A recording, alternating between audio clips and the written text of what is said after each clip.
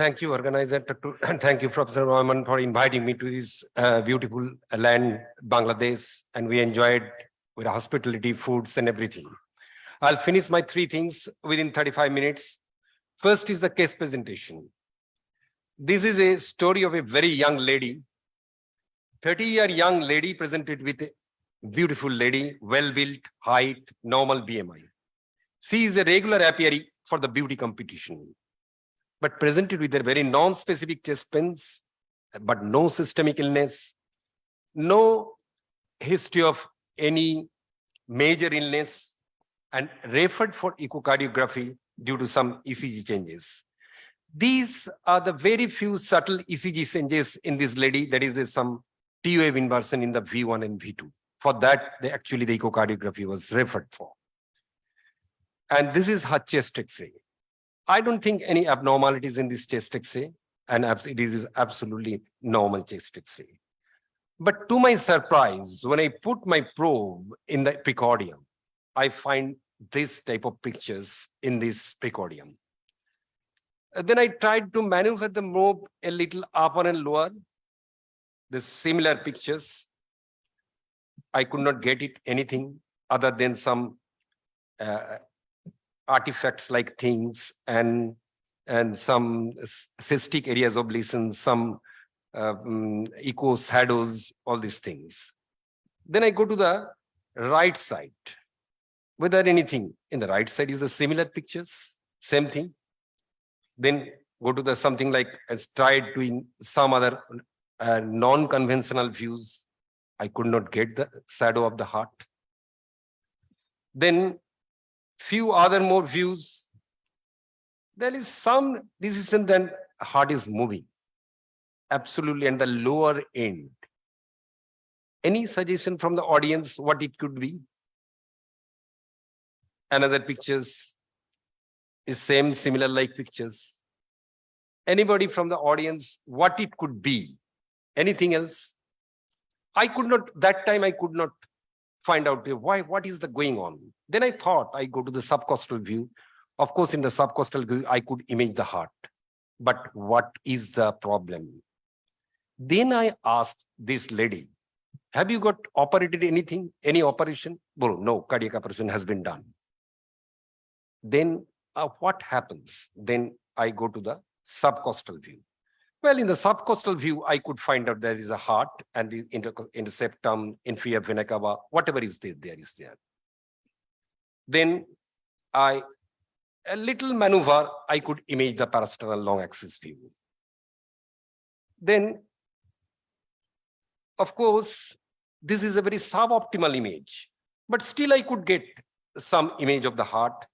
This is the parasternal long axis view, though is a modified part. And now I could get the view in some other part, in some with some maneuver and all these things. And now we can see there is a normal mitral flow, normal aortic flow. And this is a 4 chambers view, but it's not absolutely correct view. But still we can evaluate there is a left ventricle, right ventricle, whatever the structures is there. And the flow is absolutely normal. Basically, there is a normal heart. But why? What it is hindering to this knee? Why it is hindering? And this is the 2 chambers view, apical long axis view, whatever it's called. And so why it is hindering you? This is the breast implants. Then I inquired, anything has been done to you? Well, then she admitted, I have done my both breast implanted. So I intentionally wanted to present this case, because you might encounter this problem in nowadays, because a lot of ladies are now doing the breast implants, and you might fall in this problem. That's why I thought this should be presented in this forum. And this is the typical chest X-ray. Actually, you may not get this a breast. You can thought this could be a breast shadow. A little bit about the breast implants, what it is. The most frequent false abnormality found in women with the breast implant was T wave inversion from lead V1 to V4, followed by ST depression. And doctors should be aware that ECG interpretation can be misleading in patients with the breast implants.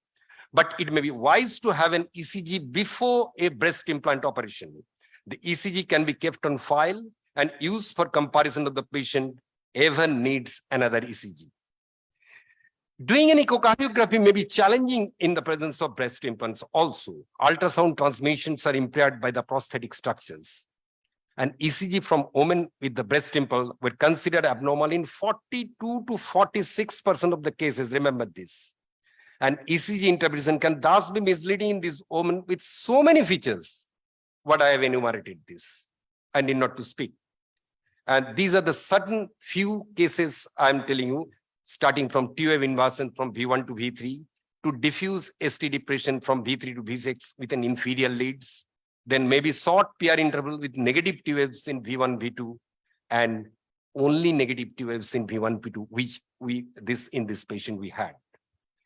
The presence of BI affected actually the depolarization as well as the repolarization on the different ECG analyzed. And ECG modification were also more predominantly observed on mainly on the precordial leads, not in the limb leads, majority cases. These are the features I have already enumerated. ECG modification in women BI may be explained why it is so by two mechanisms. First, one could be incorrect electrode placement because of the breast implant, because you may not be able to properly place the electrode.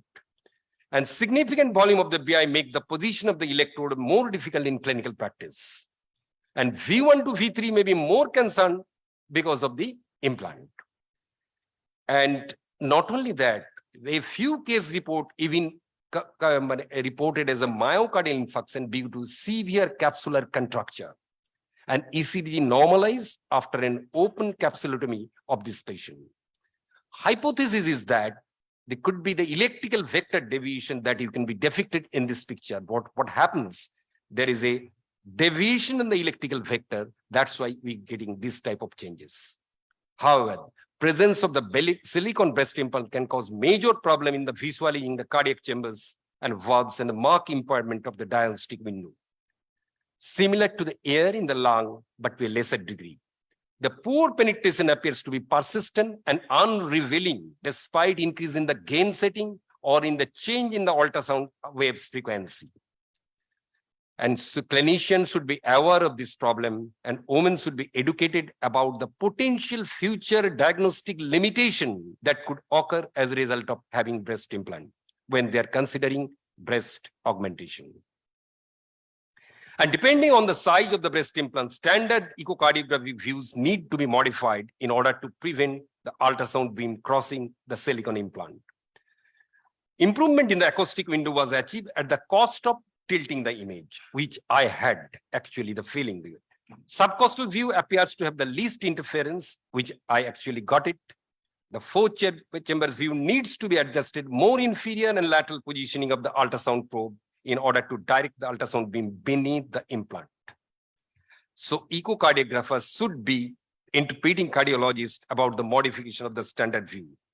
And the position of the probe needs to be described more accurately in order to help the cardiologist to identifying the correct wall segments. Despite repositioning of the probe, common echocardiography image remains suboptimal, which we have in our case. Despite the known fact, cardiologists regarding the significant interference of the breast implant with cardiac diagnostic testing, such as echocardiography during daily work, there is only one study published describing this problem. You won't find in the literature. And I searched the literature for 2 days. Very, very, very few studies are there. There is little awareness in the medical community other than the cardiologist and the population about the fact.